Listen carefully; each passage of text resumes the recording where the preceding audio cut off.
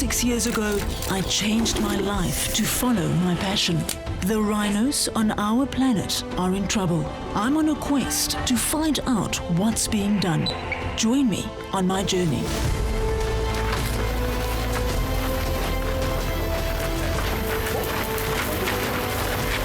All across our nation, rhinos are being moved to safety, across the border, to other reserves, and in Kruger to the Intensive Protection Zones, or IPZs.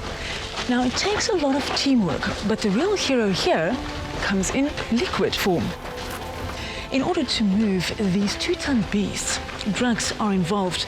In this episode, we take 180 seconds to look at drug combinations vets use to anaesthetize our rhino.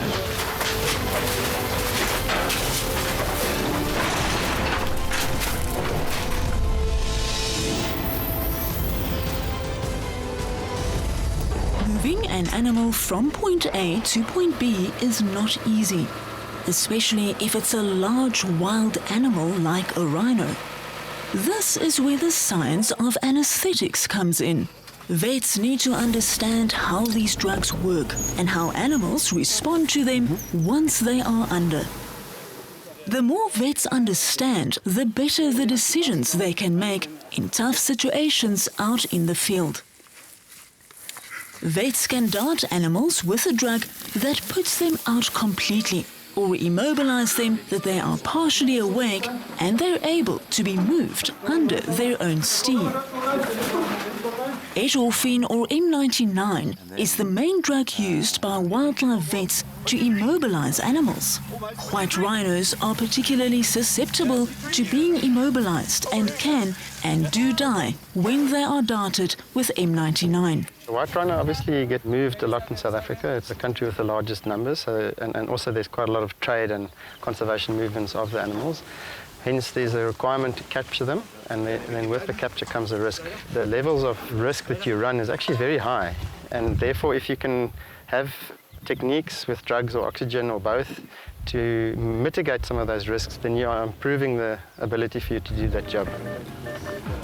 Over the past 2 years, vets from the South African national parks based here in Kruger, along with a team of scientists from the University of Pretoria and doctors from the Brain Function Research Group at Wits University, have been conducting extensive tests looking at the sensitivity of how rhinos respond to being given supplementary oxygen under anaesthetic.